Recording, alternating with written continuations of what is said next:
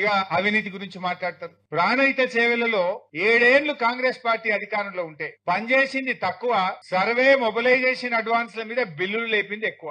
2600 కోట్లు తట్టెడు మట్టెత్తకుండా రూపాయి పనిచేయకుండా టెండర్లు పిలిచి అడ్వాన్స్లు ఇచ్చిండ్రు కాంట్రాక్టర్లకు 2300 కోట్లు. వీళ్ళు ఈ దుర్మార్గులు ఇవాళ బీఆర్ఎస్ ని పట్టుకొని ఇవాళ అవినీతి అవినీతి అని మాట్లాడతారు. ఎట్లుండదంటే ఏదో గొంగట్లో కూర్చొని ఎంటికలు ఏరుకున్నట్టు అది కాంగ్రెస్ వాళ్ళ కథ. అవినీతికి కేర్ ఆఫ్ అడ్రస్ కాంగ్రెస్. కానీ ఇలా వాళ్ళు ఒక మంచి పని జరిగితే ప్రజల్లో బీఆర్ఎస్ కు మంచి పేరు వస్తుందని ఒక దుష్ప్రచారానికి వాళ్ళు ఒడిగొడుతున్నటువంటి పరిస్థితి కూడా మనం చూస్తున్నాం. నది లేని చోట రిజర్వాయర్లు కడతారా అని మాట్లాడింది. మన మల్లన్న సాగర్ కడితే నది లేని చోట రిజర్వాయర్లు కడతారా, ఇది ఎక్కడన్నా ఉందా ప్రపంచంలో అని కూడా మాట్లాడు, పేపర్లలో చూడు, ప్రజల మైండ్ ఖరాబ్ చేసుడు. ఎక్కడనో కాదు, మన ఉమ్మడి ఆంధ్రప్రదేశ్ లోనే కండలేరు ప్రాజెక్టు నది లేని చోట 68 టీఎంసీలతో కట్టారు.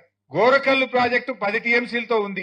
మీరందరూ కూడా చూస్తున్నారు. గోదావరి బంకచెర్ల లింక్ అని స్టార్ట్ చేసిండు. ఇక కృష్ణా నీళ్లు ఎత్తుకపోయినాం, ఇక గోదావరి నీళ్లు ఎత్తుకపోతామని స్టార్ట్ చేసిండు. ఇక మనోళ్ళేమో కేసీఆర్ గారేమో దూరదృష్టితోని తెలంగాణకు రేపు హైదరాబాద్ దగ్గర ఉంటది, పారిశ్రామిక అవసరాలు ఉంటాయి, హైదరాబాద్ పెరుగుతుంది, రేపు త్రాగునీరు అవసరమని ఒక 50 టీఎంసీల రిజర్వాయర్ కట్టిండు. నిజానికి నేను ఆ జిల్లా మంత్రిని, నేను 1-2 సార్లు మాట్లాడినా, సార్ ల్యాండ్ ఎక్విజిషన్ బాగా ఇబ్బంది అవుతుంది, రైతులతో ప్రెజర్ వస్తుందంటే వారు ఒక మాట అన్నారు, హరీష్ కొద్ది మంది కుటుంబాలు నష్టపోతాయేమో, ఇప్పుడు కొద్దిగా కష్టమైతదేమో, కానీ రేపటి లక్షల వేల కుటుంబాలు బతుకుతాయి.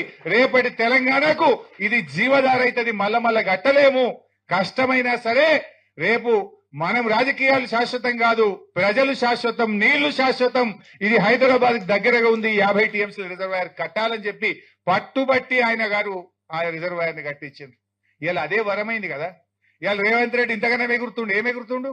కాళేశ్వరం కూలిందని ఒక దిక్కు అంటాడు, మల్లన్న సాగర్ నుంచి హైదరాబాద్ కు 20 టీఎంసీల నీళ్లు తెస్తా అని 6000 కోట్లతో టెండర్లు పిలిచిండు.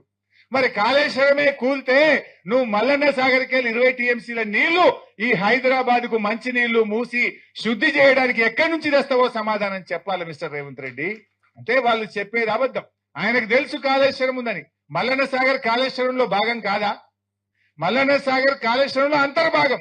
అది ఉంది కనుకనే ఇవాళ ఆనాడు కేసీఆర్ దూరదృష్టితో కట్టిండి కనుకనే నువ్వు ఇవాళ హైదరాబాద్కి 20 టీఎంసీలు తెస్తా అంటున్నావు. అది కట్టకపోతే ఆ నీళ్లు వచ్చినాయి.